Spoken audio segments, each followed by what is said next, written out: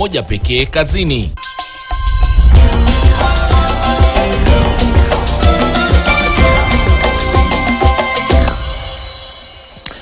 Karibu kwa taarifa kamili. Mimi naitwa Alimanzu, mtangazaji kupitia lugha ya ishara nimeresha Owiti. Mahakama Kuu hapa Kenya imeongeza muda kwa agizo lililotolewa kupinga utekelezwaji wa sheria tata ya fedha mwaka 2023. Jaji Mugure Thande alikataa ombi lililowasilishwa na serikali kutaka agizo hilo liondolewe ili sheria hiyo iweze kutumika.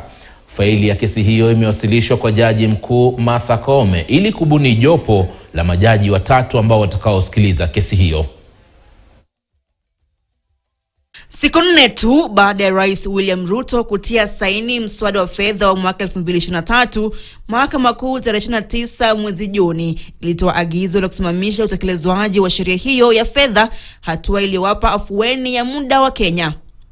Serikali kwa upande wake ilifika mahakamani na kuwasilisha ombi la kutaka agizo lililowekwa kuzuia utekelezaji wa sheria hiyo kuondolewa hadi kesi hiyo kusikizwa na kuamuliwa.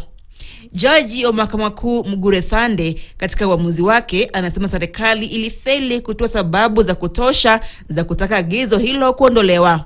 Kesi ya kupinga sheria hiyo ya fedha ya mwaka 2023 iliwasilishwa mahakamani na walalamishi wakiongozwa na seneta wa Busia Okiya Omtata, ambao wanapinga utekelezwaji wa sheria hiyo ya fedha wakisema inakiuka katiba.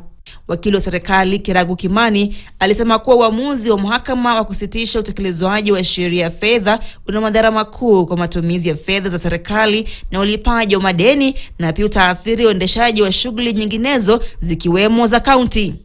Rais William Ruto alitia saini mswada wa fedha mwaka 2023 kuwa sheria Jumatatu ya tarehe 26 mwezi Juni mwaka huu.